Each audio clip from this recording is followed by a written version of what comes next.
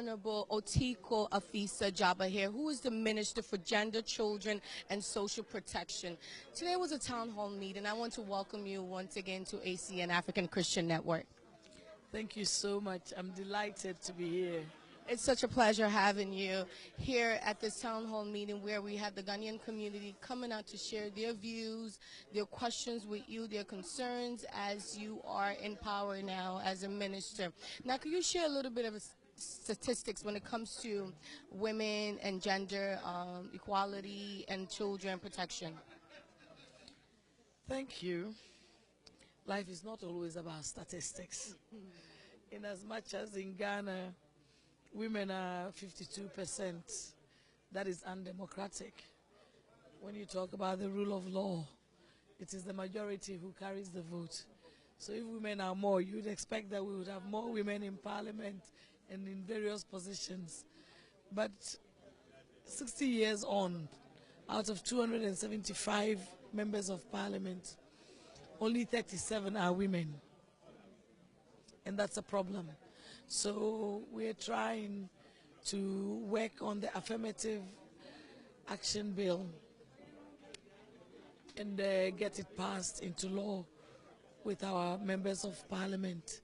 So it's important that our society understands that violence against women is a crime against humankind. Violence against women, whether it's at home or in the workplace, is not productive for the country. Children not being in school when they are of school-going age, the aged being treated as if they are witches for whatever reason, albinos and persons with disabilities, children with autism, cerebral palsy, persons victims of burns are treated as if they have committed a crime. We have to ensure that our society is educated about all these various issues and how they can support them. People who have been affected by burns are disfigured. You shouldn't shun them. Through no fault of somebody, they might be disabled from birth or from an accident or from wrong medication or with age. As I grow older, I can't see very well. So you don't look at the disability of the person, you look at the ability. How do we get our society to accept that even persons with challenges or disabilities have an ability? That is the work of the Ministry of Gender.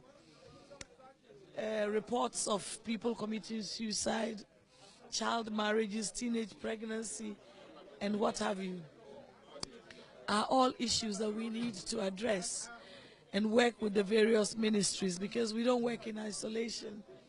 If it's teenage pregnancy, we have to work with the Ministry of Health, work with UNFPA and other NGOs and the district assemblies and traditional rulers. So it's a huge area, the ministry.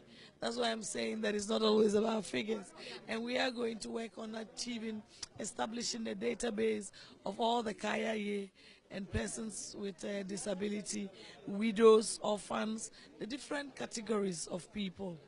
We are going to identify and have databases so that when you have the database, it's a starting point of telling you know your numbers. Then we begin to dialogue with them because the policies are there. If the policies are there, do you believe there are enough mandated programs to establish these policies where people are really following it thoroughly, or programs, to really bring this out to light? The mechanism and the structures are there, but it's the enforcement of the law. From 1992, when the F-Cube came into being, every child of school-going age in Ghana should be in school. When Ghana signed the Children's Act 560, it means every child who is not 18 should not be married. But we have negative cultural taboos that says that it is the honor of the family, so the child must marry, or because of poverty or what have you. So we need to have national dialogues with the various parents, educate people about the opportunity cost of your child getting married, as opposed to your child going to school and getting a job and being available to support you in your old age. Any child that you withdraw from school to get married before the age of 18 is an abuse, it's a crime, and it is an injury to yourself, because you're not going to benefit after the cow dies. Maybe you collected some cows as the bride price, and temporarily you might get some relief, but long term you lose out, because the child would have been more productive and you curtail their dreams and their self-confidence and their potential and their contribution to yourself, themselves, and to Mother Ghana. So it is out of maybe ignorance of the benefits of the child who is educated as opposed to the child getting married. And part of it is due to poverty. And so we are going to be talking and dialoguing and organizing a hope helpline, the helpline for hope, for people to have a voice and have rapid response, to be guided as to where to go to. People just want to talk. That's true. I'm going to interject you very quickly. You know, it's so easy to say that we're going to educate these young girls out there. You know, there's a quote that goes by, if you educate a girl or a woman, you have educated a nation as a whole. Now, what happened to these family members outside of it who may not get that education and may feel like, well, I'm in poverty and I feel like I need to put my young girl out there to get that cow, or maybe 10 cows, and that could maybe take my other son to school or something. You know, how can we go about this? Because it's easier said to just say, let's collaborate with the Department of Health or Minister of Health to educate these young girls in these communities. And what happened to the families and the poverty section? You cannot do anything with people unless you talk. That's the starting point. They have to own their lives, their destiny. They have to own the program. And so it's not good enough to feel that you can dump your ideas on anybody. If you think that child marriage is not healthy, it's not productive, you have to lobby and convince the person to come to your understanding. It's like somebody who is right-handed being left-handed, or left-handed being right-handed. It's difficult to change attitudes. And so it's very critical that we have these dialogues with the various actors for them to come to the table with their own ideas of the solutions. Because if you are the problem, you ought to have the solution. I can't give you a design solution. It's like when you buy Bronueu or second-hand clothes, you have to adjust it. It might be too tight or too big. So a new idea is always like that. Change is always difficult unless you talk. And through dialogue, we will get to that point. Well, this is just the beginning of it. I would hate to let you go, but one last thing before you go. I know you briefly spoke about disability. You know, it's a huge problem in Africa as a whole when the elderly are going through some changes, you know, as they get older, and they may have a few chronic illness or mental illness. But in Africa or some parts of Ghana, they see it as maybe they've been bewitched or voodoo or some type, like, what can we do about this? Like, what is being done? Or, you know, how do we go about this stuff to our people? Because from generation to generation, they've thought this is how it's been, or this is some ancestors, you know, being cursed or something as such. Yeah. These are negative cultural and traditional practices. But we all grow old. We have to remember that. Everybody who is born today is going to grow old. And you might just be that person who is being accused of being a witch or whatever. How would you like to feel if somebody called you a witch?